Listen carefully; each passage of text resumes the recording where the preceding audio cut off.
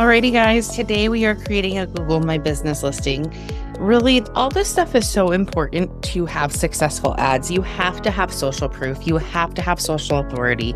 You have to be able to show up when people Google your name, because they will, because you're running ads, right? So this stuff is so important, and it's oftentimes a lot of the stuff that people miss and overlook. We are going to be creating a Google My Business profile.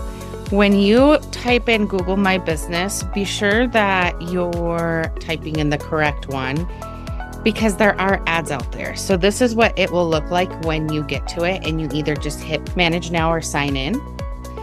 And then what it will look like when you go to that, mine's a little bit different, so bear with me, because I manage a lot. This is what the page will look like, right? So you go ahead and you go in there and you start typing in your information. If there is a Google listing already like that, then claim it. If not, you know that if it's you, right?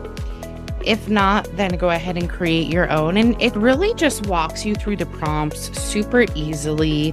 It's really guided.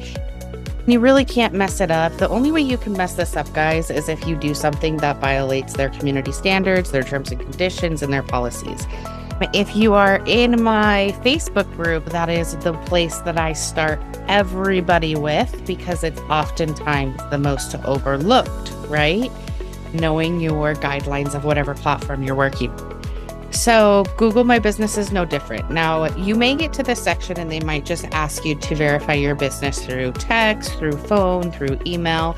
In this particular case, because I've built a couple Google My Business profiles today preparing for our meeting, they want to send a postcard. What this is, that we'll need to put in our mailing address, and it will be a postcard that's sent to us with a 5-digit code to verify us. For this purpose, I'm going to go ahead and hit verify later so that you can see what the rest of the setup process looks like.